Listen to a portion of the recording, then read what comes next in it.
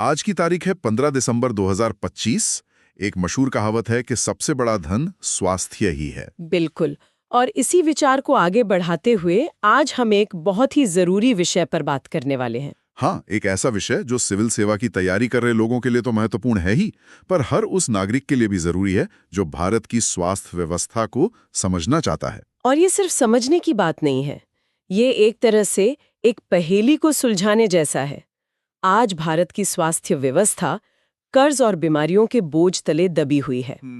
पर क्या हो अगर हम कहें कि इस समस्या की जड़ शायद 75 साल पहले लिए गए एक फैसले में छुपी हो सकती है। बिल्कुल, और आज हम उसी की पड़ताल करने वाले हैं। हाल ही में 12 दिसंबर को यूनिवर्सल हेल्थ कवरेज दिवस मनाया गया। हाँ, और इस साल की थीम बहुत कुछ कहती है। थीम थी स्वास्थ्य का असहनीय खर्च, हम इससे तंग आ चुके हैं। और ये सिर्फ एक नारा नहीं है, है ना? ये दुनिया भर के लोगों की हताशा को दिखाता है। बिल्कुल, ये थीम दिखाती है कि स्वास्थ्य सेवाएं उपलब्ध होना एक बात है और उन्हें बिना अपनी जिंदगी भर की जमा पूंजी गंवाए हासिल कर पाना वो बिल्कुल दूसरी बात है। इसी पहेली को सुलझाने के लिए इंडियन एक्सप्रेस में प्रकाशित एक लेख के आधार पर आज हम यूनिवर्सल हेल्थ कवरेज और यूनिवर्सल हेल्थ केयर के बीच के फर्क को समझेंगे। ये दो शब्द सुनने में लगभग एक जैसे लगते हैं। हाँ, लेकिन इनके बीच का अंतर जमीन आसमान का है, और शायद इसी अंतर में भारत की स्वास्थ्य समस्याओं का राज छिपा है। तो चलिए इस विषय की परतों को खोलते हैं। जरूर। तो शुरुआत यहीं से करते हैं। यूनिवर्सल हेल्थ कवरेज और यूनिवर्सल हेल्थ केयर, सुनने में तो ये भाई भाई लगते हैं, लेकिन इनमें बुनियादी फर्क क्या है? ये सवाल ही पूरी बहस की जड़ है। चलिए इसे एक आसान से उदाहरण से समझते हैं। ठीक है। मान लीजिए कि एक शहर में बहुत ज्यादा सड़क हादसे हो रहे हैं। हाँ, अब सरकार के पास दो रास्ते हैं। दो रास्ते, ठीक है। पहला क्या है? पहला रास्ता है यूनिवर्सल हेल्थ कवरेज। इसका मतलब है कि सरकार शहर के हर नागरिक को एक बढ़िया एक्सीडेंट इंश्योरेंस पॉलिसी दे देती है। अच्छा। अब जब भी किसी का एक्सीडेंट होगा तो उसकी गाड़ी की मरम्मत और इलाज का खर्च इंश्योरेंस कंपनी उठाएगी। लोगों की जेब से पैसा नहीं लगेगा। ये एक तरह का वित्तीय सुरक्षा कवच है। तो ये लोगों को हादसे के बाद जो आर्थिक झटका लगता है उससे बचाने का तरीका है। सुनने में तो काफी अच्छा लगता है। और दूसरा रास्ता? दूसरा रास्ता है यूनिवर्सल हेल्थ केयर। इसमें सरकार इंश्योरेंस पॉलिसी देने के बजाय सड़कों को ही बेहतर बनाने पर पैसा लगाती है। अच्छा। गड्ढे भरवाती है, ट्रैफिक लाइट्स लगवाती है, जगह जगह स्पीड ब्रेकर बनवाती है और लोगों को ट्रैफिक नियमों के बारे में जागरूक करती है। मतलब वो कोशिश करती है कि हादसे हो ही कम। अरे, अब जाके बात एकदम साफ हुई। मतलब कवरेज सिर्फ नुकसान की भरपाई कर रहा है। बिल्कुल। जबकि हेल्थ केयर उस नुकसान को होने से ही रोक रहा है।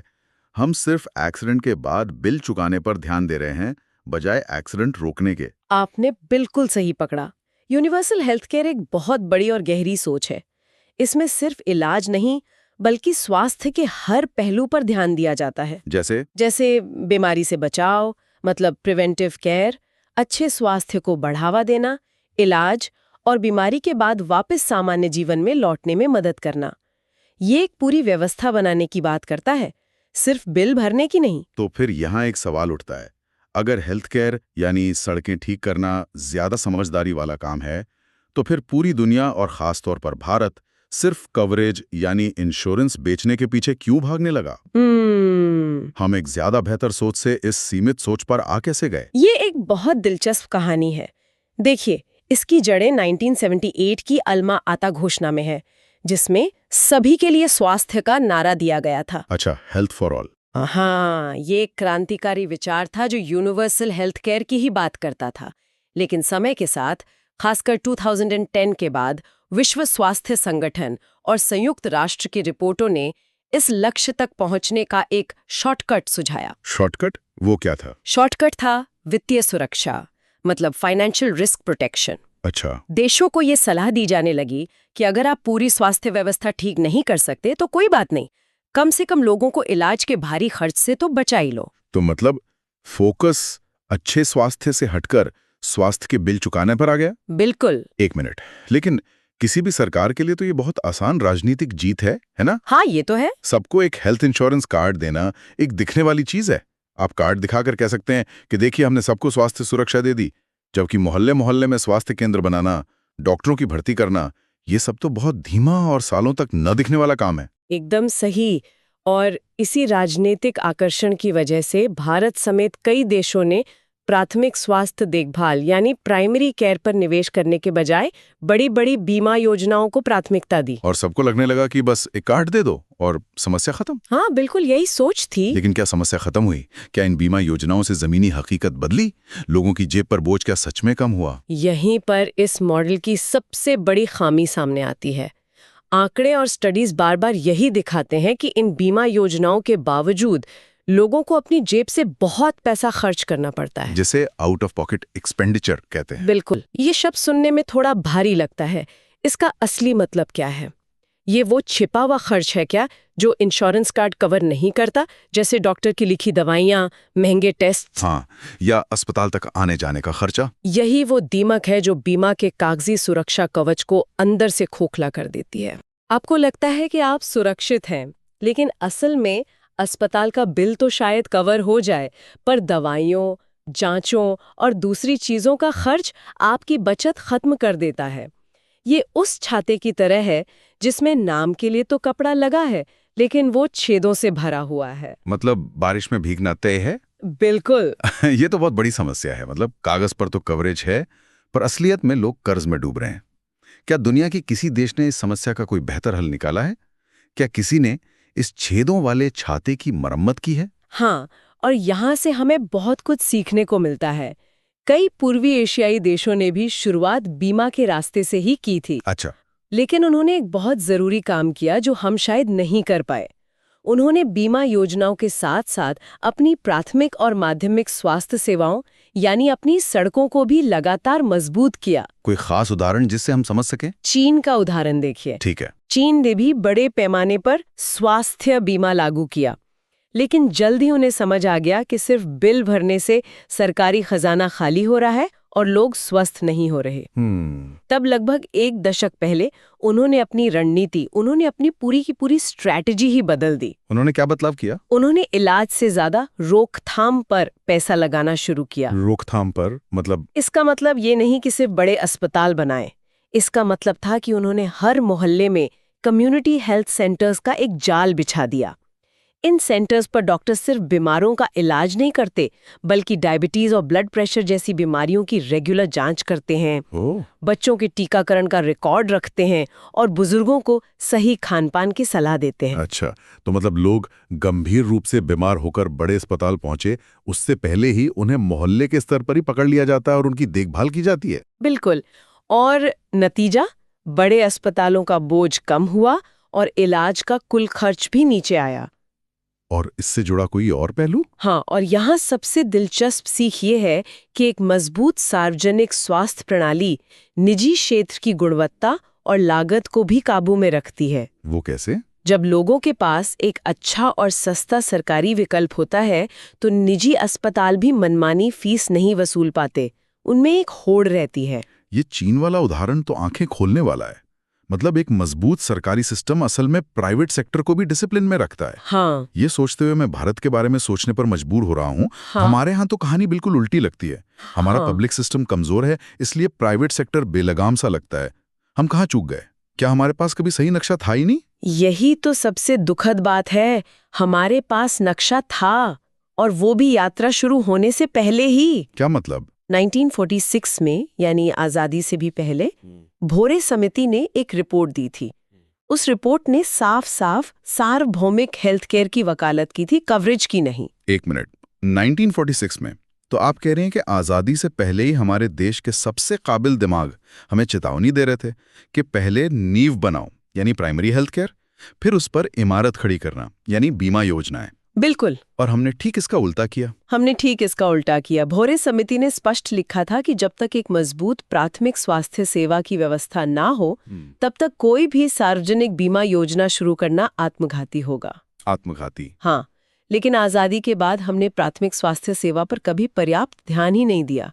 उसमें फंडिंग हमेशा कम रही और हमारा सरकारी स्वास्थ्य ढांचा कमजोर होता चला गया। और इसका नतीजा क्या हुआ? नतीजा हम आज देख रहे हैं। राष्ट्रीय नमूना सर्वेक्षण के आंकड़े बताते हैं कि लोग, खासकर गरीब, इलाज के लिए महंगे निजी क्षेत्र पर निर्भर हो गए। और स्वास्थ्य पर होने वाले यही खर्च आज भारत में परिवारों के कर्ज में डूबने का एक सबसे बड़ा कारण है। हम आज उसी कमजोर नींव के नतीजे भुगत रहे हैं। लेकिन सरकार ने राष्ट्रीय ग्रामीण स्वास्थ्य मिशन यानी NHRM और अब दुनिया की सबसे बड़ी स्वास्थ्य योजना आयुष्मान भारत जैसी पहल भी तो की हैं। क्या इनसे फर्क नहीं पड़ा? कोशिशें जरूर हुई हैं। NRHM, जो अब राष्ट्रीय स्वास्थ्य मिशन बन गया है, उसने जमीनी स्तर पर कुछ सुधार किए, लेकिन जो बुनियादी कमजोरियां थीं वे बनी रहीं। और फिर आयुष्मान भारत आया। हाँ, और फिर आई आयुष्मान भारत, प्रधानमंत्री जन आरोग्य योजना। इस योजना के साथ भारत का पूरा ध्यान और संसाधन यूनिवर्सल हेल्थ कवरेज यानी बीमा मॉडल पर केंद्रित हो गया, जो भोरे समिति की सलाह के बिल्कुल उलट था। ठीक उसके विपरीत। ये दुनिया की सबसे बड़ी एक्सीडेंट इंश्योरेंस स्कीम है, लेकिन ये सड़कें ठीक करने वाली स्कीम नहीं है। तो अब हम एक ऐसे रास्ते पर हैं जहां बीमा को ही सब कुछ मान लिया गया है। हाल ही में आई कोविड-19 महामारी ने इस मॉडल की कितनी परीक्षा ली? एक महामारी को तो इंश्योरेंस कार्ड से मतलब नहीं होता, उसे तो जमीन पर एक काम करता हुआ सिस्टम चाहिए।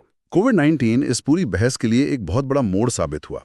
महामारी ने साफ दिखा दिया कि स्वास्थ्य बीमा तक पहुंच में कितनी असमानताएं हैं। अच्छा।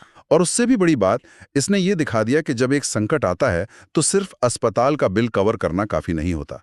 आपको testing, contact tracing, quarantine centre और टीकाकरण के लिए एक मजबूत सार्वजनिक स्वास्थ्य प्रणाली की जरूरत होती है। तो क्या ये कहना सही होगा कि महामारी एक तरह का वेकअप कॉल थी, जिसने हमें याद दिलाया कि हम हेल्थ केयर को छोड़कर कवरेज के पीछे भागने की गलती कर रहे हैं? बिल्कुल। इस महामारी ने कई देशों को ये सोचने पर मजबूर किया है कि अब कवरेज से हेल्थ केयर की तरफ बढ़ने की तत्काल जरूरत है। और भारत के लिए क्या संदेश है? भारत के लिए भी संदेश साफ है। हमें व्यापक प्राथमिक स्वास्थ्य सेवा और स्वास्थ्य के सामाजिक निर्धारकों जैसे साफ पानी, पोषण, स्वच्छता, हाँ, इन सब में सरकारी निवेश को कई गुना बढ़ाना होगा। बीमा इस व्यवस्था का एक छोटा हिस्सा हो सकता है, पूरी व्यवस्था का विकल्प नहीं। तो आज की इस पूरी चर्चा का निचोड़ यही है। हमने स्वास्थ्य कवरेज, जो सिर्फ वित्तीय सुरक्षा है, और स्वास्थ्य देखभाल, जो एक पूरी व्यवस्था है, के बीच का फर्क समझा। हमने अपने कार एक्सीडेंट वाले उदाहरण से देखा कि बीमा योजनाएं तब तक असरदार नहीं हो सकती जब तक कि स्वास्थ्य रूपी सड़कों को ठीक करने वाली एक मजबूत सार्वजनिक प्रणाली न हो। और हमने भारत की यात्रा को भी देखा, कैसे हमारे पास भोरे समिति के रूप में एक दूरदर्शी नक्शा था, लेकिन हमने एक अलग और शायद गलत रास्ता चुना। और आयुष्मान भारत जैसी विशाल योजनाओं के बावजूद हम आज भी उसी बुनियादी सवाल से जूझ रहे हैं। हाँ, जिससे हम 75 साल पहले जूझ रहे थे। ये सब समझने के बाद एक बहुत बड़ा सवाल खड़ा होता है, खासकर उन लोगों के लिए जो भविष्य में नीतियां बनाने का हिस्सा बनेंगे। हाँ, और ये एक ऐसा सवाल है जिस पे हम सबको सोचना चाहिए। क्या है वो सवाल? एक सीमित सरकारी बजट को देखते हुए कोई भी सरकार बीमा योजनाओं के तत्काल राजनीतिक लाभ और दिखने वाले आकर्षण को प्राथमिक स्वास्थ्य सेवा बनाने के लिए जरूरी लंबे और ना दिखने वाले निवेश के साथ कैसे संतुलित कर सकती है? मतलब राजनीतिक और वित्तीय पूंजी का निवेश पहले कहाँ किया जाना चाहिए? हाँ, दिखने वाले इलाज पर या ना दिखने वाली रोकथाम पर? ये एक ऐसा सवाल है जिसका कोई आसान जवाब नहीं है, लेकिन यही सवाल हमारे स्वास्थ्य के भविष्य की दिशा तय करेगा। क्या हम शॉर्ट टर्म समाधान चुनें या लॉन्ग टर्म स्थायी व्यवस्था बनाने का मुश्किल रास्ता अपनाएं? और इसके लिए सिर्फ सरकार नहीं, बल्कि राजनीतिक इच्छा शक्ति, सार्वजनिक जागरूकता और एक दूरदर्शी सोच, इन तीनों की जरूरत होगी। हमें उम्मीद है कि यह चर्चा सिविल सेवा परीक्षा की तैयारी में मदद करेगी और एक जागरूक नागरिक के तौर पर इस मुद्दे की गहरी समझ देगी। और अगर आपको इंडियन एक्सप्रेस के इस लेख पर आधारित हमारी ये पड़ताल पसंद आई हो, तो कृपया इसे लाइक करें और हमारे चैनल को सब्सक्राइब करें। अगर आपके कोई और सवाल हैं या आप कोई और विषय सुझाना चाहते हैं जिस पर हम इसी तरह गहराई से बात करें, तो नीचे टिप्पणी में जरूर बताएं। आपकी राय हमारे लिए बहुत कीमती है। अगली बार फिर मिलेंगे एक नए विषय के साथ। धन्यवाद।